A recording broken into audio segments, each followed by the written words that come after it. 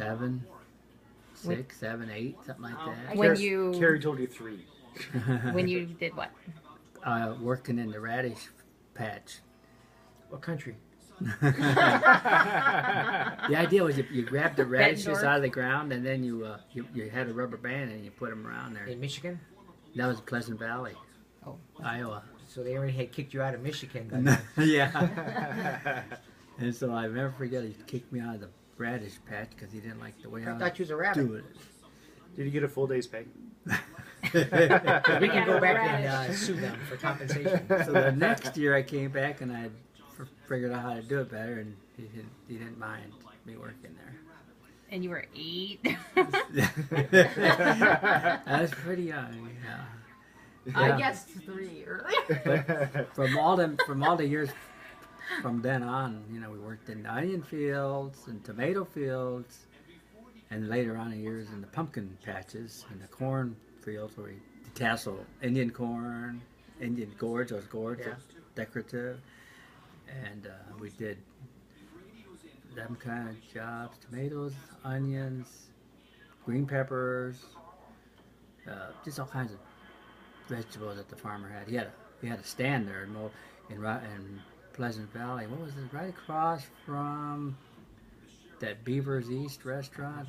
Just down a little ways, there's an empty spot there. That's where he had his vegetable fruit stand. Yeah.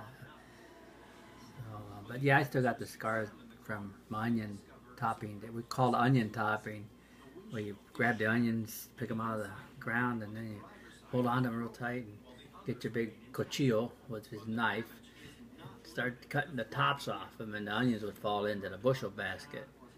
And then as you kept moving up the row, gathering up the onions, doing that, you just kept bringing the basket with you because it had a little wire handle on it. You just kept dragging it behind you, and when you got it nice and full, then you got another basket and proceeded to do the same thing again.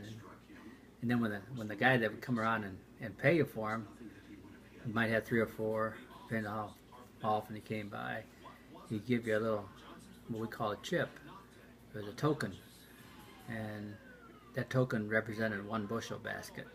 And he'd give you the token, and then he'd take the bushel basket and take a gunny sack and pick up the bushel basket and dump the onions into the gunny sack. And then he kept them in nice rows, and that was our payment. And then at the end of the day, we'd go to the farmer's house, and the farmer's wife would cash in our chips, and she'd count them out, and she'd give us the money that we had earned that day. And that's how it was repeated every day. It was like, that's how it worked. Yeah. My dad I got a better idea how to make more money. So he built a big screen type device with legs on it. And I said, yeah, what we'll do, he said, well, just get it's onion sets. We're harvesting onion sets. That's the little seeds for the onions. So you guys bring the onion sets over here, we'll dump them in there, and somebody will be over here doing this, and you guys go get some more. And it was my dad's crazy idea how to improve productivity for us. That's where you get this from. Yeah. I was going to say that sounded pretty familiar. So. I did that at work too. Probably drove everybody nuts now. Like, hey, I got a better idea. I do this and you do that. Too.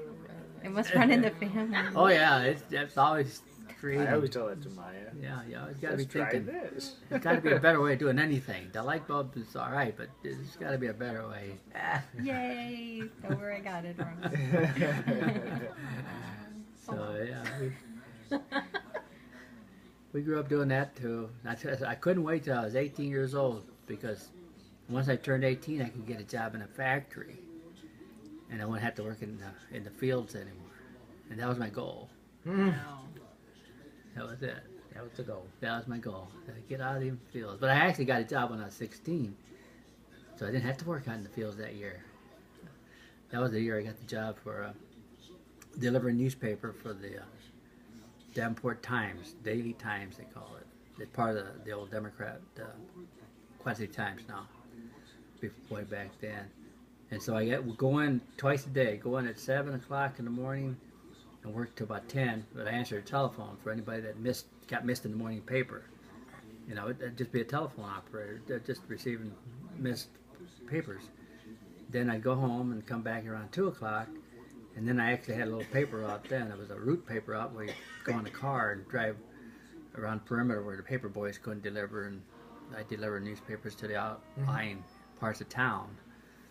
And then I'd come back and answer the phone till 6 o'clock Oh my gosh. and see if anybody got missed. Yeah, and so I got out of working in the fields that year.